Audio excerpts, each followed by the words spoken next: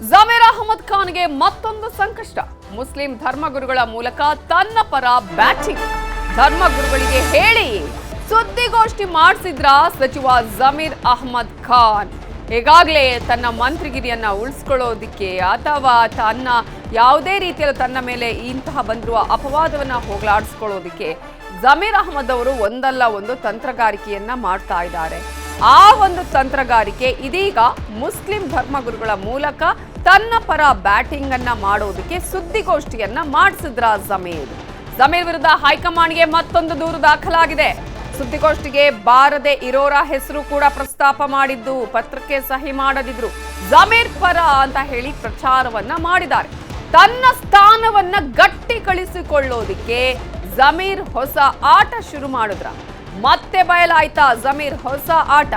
ಮತ್ತಷ್ಟು ಮುಜುಗರ ತಂದ್ರು ಅಂತ ಜಮೀರ್ ಬಗ್ಗೆ ದೂರನ್ನ ನೀಡಿದ್ರ. ಪ್ರಕಟಣೆಯಲ್ಲಿ ಈಗಾಗಲೇ ಆ ಒಂದು ಪ್ರಕಟಣೆಯ ಪ್ರತಿಯಲ್ಲಿ 14 ಧರ್ಮಗುರುಗಳ ಹೆಸರಿದೆ. ಆದ್ರೆ ಸುದ್ದಿಗೋಷ್ಠಿಯಲ್ಲಿ ಹಾಜರಾಗಿದ್ದೆಷ್ಟು ಜನ? ಕೇವಲ 4 ಜನ ಮಾತ್ರ ಹಾಜರಾಗಿದ್ದಾರೆ. ಉಳಿದ 10 ಜನ ಧರ್ಮಗುರುಗಳು ಅದಕ್ಕೆ ಆಕ್ಷೇಪವನ್ನ ವ್ಯಕ್ತಪಡಿಸಿದ್ದಾರೆ. ತಮಗೆ ಗೊತ್ತಿಲ್ಲದೆ ಹೆಸರನ್ನ ಹಾಕಿದ್ದಾರೆ ಅನ್ನುವ ಆರೋಪ ಈಗ ಕೇಳಿ ಬಂದಿದೆ. ತಮ್ಮದಲ್ಲದ ನಿಲುವನ್ನ ತಮ್ಮದೆಂದು ಬಿಂಬಿಸಿದ್ದಾರೆ ಅನ್ನುವ ಆರೋಪ. ಈ ಎಡವಟ್ಟಿನಿಂದ ಜಮೀರ್ ಅಹಮದ್ಗೆ ಮತ್ತೊಂದು ಕಂಟಕ ಎದುರಾಯ್ತಾ. ಈಗಾಗಲೇ ಮೊನ್ನೆ ಕೂಡ ಡಿಸಿಎಂ ವಿಚಾರಕ್ಕೆ ಸಂಬಂಧಪಟ್ಟ ಹಾಗೆ ಒಂದಷ್ಟು ಪೋಸ್ಟರ್ನ ಹಾಕಿರುವಂತಹ ವಿಚಾರವನ್ನು ಗಮನಿಸಿದ್ವಿ. ಇದೀಗ ತನ್ನ ಸ್ಥಾನ ಗಳಿಸಿಕೊಳ್ಳೋದಕ್ಕೆ ಜಮೀರ್ ಅಹಮದ್ ಅವರು ಮತ್ತೊಂದು ತಂತ್ರಗಾರಿಕೆಯನ್ನ ಮಾಡಿದ್ರು. ಅದು ಮುಸ್ಲಿಂ ಧರ್ಮ ಗುರುಗಳು ಸುದ್ದಿಗೋಷ್ಠಿಯನ್ನ ಮಾಡಿ ದಾವಣಗೆರೆ ದಕ್ಷಿಣ ವಿಚಾರದಲ್ಲಿ ಅಲ್ಪಸಂಖ್ಯಾತರಿಗೆ ಅಲ್ಲಿ ಒಂದು ರೀತಿಯಾದಂತಹ ಯಾವುದೇ ರೀತಿಯ ಮನ್ನಣೆ ಸಿಗ್ಲಿಲ್ಲ ಅನ್ನೋದನ್ನ ಹೇಳುವಂತಹ ಪ್ರಯತ್ನವನ್ನ ಮಾಡಲಾಯಿತು. ಯಾಕೆ ಒಂದೇ ಕುಟುಂಬಕ್ಕೆ ಕೊಡ್ತೀರಿ ಅನ್ನುವ ಪ್ರಶ್ನೆಯನ್ನು ಅಲ್ಲಿದ್ದಂತಹ ಧರ್ಮಗುರುಗಳು ಕೇಳಿದ್ರು. ಆದ್ರೆ ಈಗಿರುವ ಪ್ರಶ್ನೆ, ಅಲ್ಲಿ ಇದ್ದಂತಹ ಧರ್ಮಗುರುಗಳು ಓಕೆ, ಆದ್ರೆ ಇನ್ನೂ ಉಳಿದವರ ಹೆಸರುಗಳನ್ನ ಅಲ್ಲಿ ಹೇಳಿದ್ದಾರೆ. ಇನ್ನುಳಿದವರ ಧರ್ಮಗುರುಗಳ ಹೆಸರು ಜೊತೆಗೆ ಸೈನ್ ಅನ್ನ ಕೂಡ ಹಾಕಲಾಗಿದೆ. ಆದ್ರೆ ಅವ್ರೆಲ್ಲರೂ ಹೇಳ್ತಾ ಇದ್ದಾರೆ, ನಮ್ಮ ನಿಲುವು ಇದಲ್ಲ, ನಾವು ಇದಕ್ಕೆ ಒಪ್ಪಿಗೆ ಇಲ್ಲ ಅನ್ನೋದನ್ನ ಹೇಳ್ತಿದ್ದಾರೆ. ಹಾಗಾದ್ರೆ ಇದನ್ನ ಮಾಡಿಸಿದವ್ರು ಯಾರು, ಯಾಕೆ ಮಾಡಿಸಿದ್ರು ಅಂತ ಅಲ್ಲಿ ನೋಡ್ತಾ ಹೋದ್ರೆ ಇದರ ಹಿಂದೆ ಆ ಹೆಸರು ಕೇಳಿ ಬರ್ತಾ ಇರೋದು ಸಚಿವ ಜಮೀರ್ ಅಹಮದ್ ಖಾನ್ ಅವರೇ ಮಾಡಿಸಿರುವುದು. ಖುದ್ದು ತನ್ನ ಸ್ಥಾನವನ್ನ ಗಟ್ಟಿಗೊಳಿಸಿಕೊಳ್ಳೋದಿಕ್ಕೆ ಈ ರೀತಿಯ ಶಕ್ತಿ ಪ್ರದರ್ಶನದ ಒಂದು ಮಂತ್ರವನ್ನ ಬಿಟ್ಟಿದ್ದಾರೆ ಅವರು.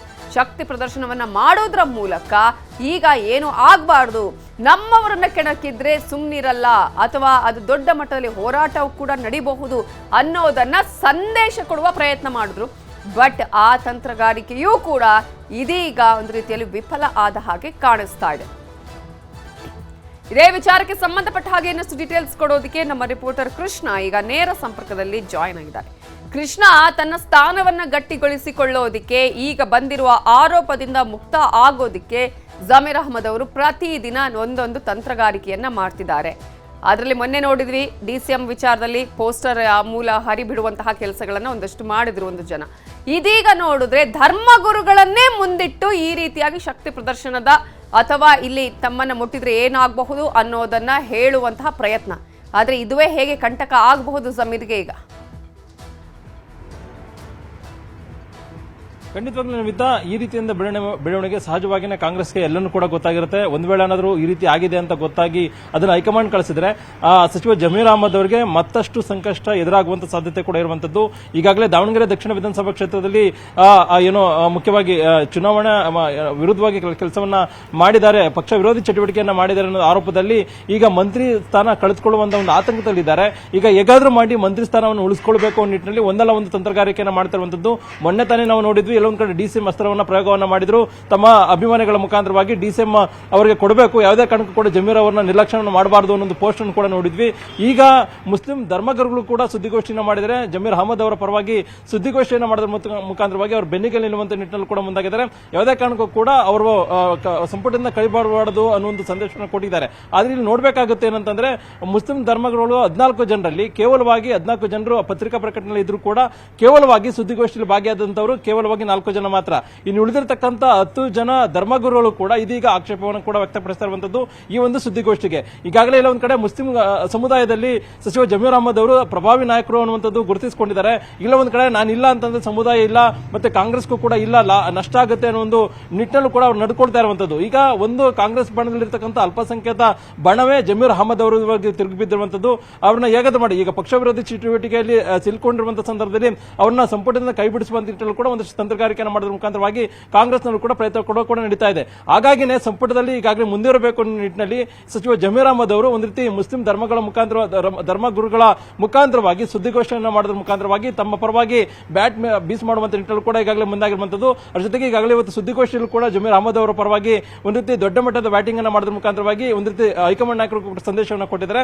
ಅದೀಗ ಸುದ್ದಿಗೋಷ್ಠಿಯಲ್ಲಿ 14 ಜನರು ಹೆಸರು ಪತ್ರಿಕಾ ಪ್ರಕಟಣೆಯಲ್ಲಿ ಇದ್ರೂ ಕೂಡ ಕೇವಲವಾಗಿ 10 ಜನರು ಅಲ್ಲಿ ಇರಲಿಲ್ಲ, 4 ಜನರು ಮಾತ್ರ ಅಲ್ಲಿ ಸುದ್ದಿಗೋಷ್ಠಿಯನ್ನು ಮಾಡಿ ಜಮೀರ್ ಅಹಮದ್ ಅವರ ಪರವಾಗಿ ಹೇಳಿಕೆಯನ್ನು ಕೊಟ್ಟಿದ್ದಾರೆ. ಆದರೆ ಉಳಿದಿರ್ತಕ್ಕಂಥ 10 ಧರ್ಮಗುರುಗಳಿಗೆ ಸಂಬಂಧಪಟ್ಟಂತೆ ಇದೀಗ ಆಕ್ಷೇಪವನ್ನು ವ್ಯಕ್ತಪಡಿಸಿರುವಂತದ್ದು.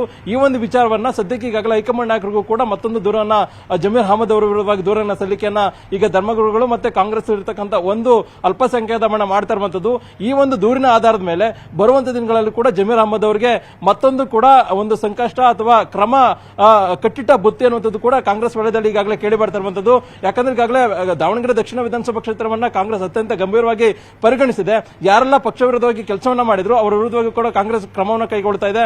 ಅಬ್ದುಲ್ ಜಬ್ಬಾರ್ ಆಗಿರ್ಬೋದು ಮತ್ತೆ ನಜೀರ್ ಅಹಮದ್ ಅವರ ವಿರುದ್ಧವಾಗಿ ಕೂಡ ಕಾಂಗ್ರೆಸ್ ಕ್ರಮವನ್ನು ಕೈಗೊಂಡಿದೆ. ಈಗ ಸಚಿವ ಜಮೀರ್ ಅಹಮದ್ ಅವರು ಕೇವಲವಾಗಿ ಮುಖ್ಯಮಂತ್ರಿಗಳ ಆಪ್ತ ಸಚಿವ ಅನ್ನೋ ಒಂದು ಕಾರಣಕ್ಕೋಸ್ಕರವಾಗಿ ಮುಖ್ಯಮಂತ್ರಿಗಳು ಯಾವುದೇ ಕಾರಣಕ್ಕೂ ಕೂಡ ಜಮೀರ್ ಅಹಮದ್ ಅವರ ವಿರುದ್ಧವಾಗಿ ಕ್ರಮ ಕೈಗೊಳ್ಳುವಂತ ನಿಟ್ಟಿನಲ್ಲಿ ಮುಂದಾಗಿಲ್ಲ.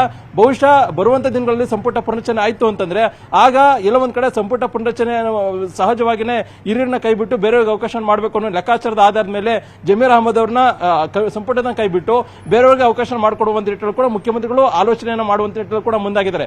ಆದ್ರೆ ಈಗ ಎಲ್ಲ ಒಂದ್ ಕಡೆ ಜಮೀರ್ ಅಹಮದ್ ಅವರು ಯಾವಾಗಲೂ ಕೂಡ ನನ್ನ ವಿರುದ್ಧವಾಗಿ ಹೈಕಮಾಂಡ್ ಮತ್ತೆ ಕಾಂಗ್ರೆಸ್ ನಾಯಕರು ಕೂಡ ಕ್ರಮವನ್ನು ಕೈಗೊಳ್ಳುವುದು. ಆ ಕಾರಣಕ್ಕೋಸ್ಕರವಾಗಿನೇ ಈಗ ತಮ್ಮ ಮಂತ್ರಿ ಸ್ಥಾನವನ್ನು ಉಳಿಸಿಕೊಳ್ಬೇಕು ನಿಟ್ಟಿನಲ್ಲಿ ಈ ರೀತಿಯಾದ ತಂತ್ರಗಾರಿಕೆಯನ್ನು ಕೂಡ